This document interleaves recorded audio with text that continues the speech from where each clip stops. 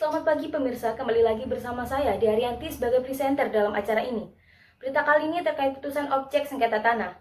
Kronologi dari sengketa tersebut dimulai dari tahun 2005, yakni berupa lahan yang terletak di lingkungan Gria Kebraun Tengah, RW 11, Kelurahan Kebraun, Kecamatan Karangpilang, Surabaya. Yang mana adalah lahan yang dikuasai oleh penggugat, yakni Hernowo Widodo yang juga selaku Ketua RW 11 Gria Kebraun Tengah tersebut. Pada awalnya, tanah yang dimaksud adalah tanah terlantar yang ditumbuhi semak belukar.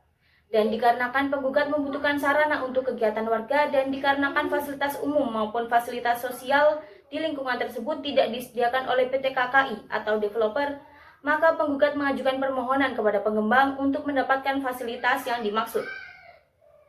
Akan tetapi, dari perihal tersebut, penggugat tidak mendapatkan tanggapan dari PT KKI. Penggugat dan warga RW 11 lainnya sepakat jika tanah tersebut digunakan sebagai sarana kegiatan warga dan akses jalan. Penggugat bersama warga RW 11 lainnya membersihkan lahan tersebut dan juga secara swadaya untuk mengumpulkan dana yang ditujukan untuk pembangunan atas lahan yang dimaksud. Kemudian gotong royong membangun paving di atas lahan tersebut dan selanjutnya ditindaklanjuti untuk membangun bangunan yang berupa sekolah, TK, ataupun playgroup. Akan tetapi, tanpa diketahui penggugat, ternyata tergugat yakni Kepala Kantor Pertanahan Surabaya telah menerbitkan sertifikat hak guna bangunan atas nama Sumono SE tertanggal 17 Oktober 2019 dengan luas 172 meter persegi. Untuk informasi selengkapnya, kini saya sudah terhubung dengan Era Titis, selaku reporter. Apakah sudah terdengar, Era? Baik dia, sudah terdengar.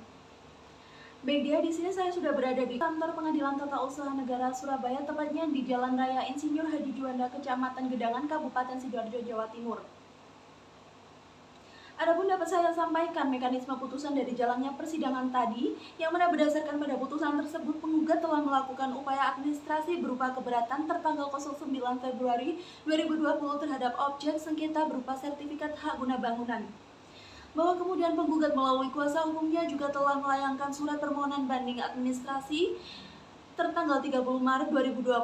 Pada tahapan ini penggugat telah melakukan mekanisme upaya administrasi yang terdapat dalam pasal 75 ayat 2 Undang-Undang Nomor 30 Tahun 2014 tentang administrasi pemerintah yang menentukan bahwa upaya administrasi sebagaimana dimaksud dalam ayat 1 terdiri atas keberatan dan juga banding. Kemudian kami juga dapat informasi terkait pertimbangan putusan yang diberikan oleh hakim dengan selengkapnya tertera di layar kaca Anda. Adapun putusan hakim dalam persidangan tadi memuat beberapa putusan. Yang pertama, memutuskan bahwa menerima eksepsi tergugat dan tergugat 2 intervensi. Yang kedua, menolak gugatan dari penggugat. Yang ketiga, membebankan biaya perkara kepada penggugat sebesar Rp3.444.000. Demikian informasi yang dapat saya sampaikan. Untuk selanjutnya, saya kembalikan kepada Dea Arianti. Terima kasih. Baik, terima kasih Era atas laporan langsung di lokasi. Dan kali ini kita juga akan tersambung dengan narasumber kami terkait sengketa tersebut, yakni Ibu Aziza selaku pakar hukum tata negara. Halo Ibu Aziza, apakah sudah terdengar? Ya, sudah terdengar. Bagaimana tanggapan Anda terkait putusan sengketa tersebut?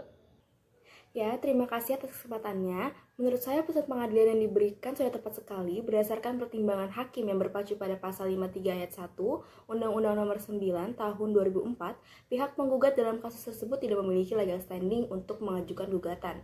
Sehingga hal tersebutlah yang menjadi dasar bagi hakim untuk menolak gugatan dari penggugat dan mengabulkan eksepsi tergugat dan tergugat 2 intervensi. Seperti itu.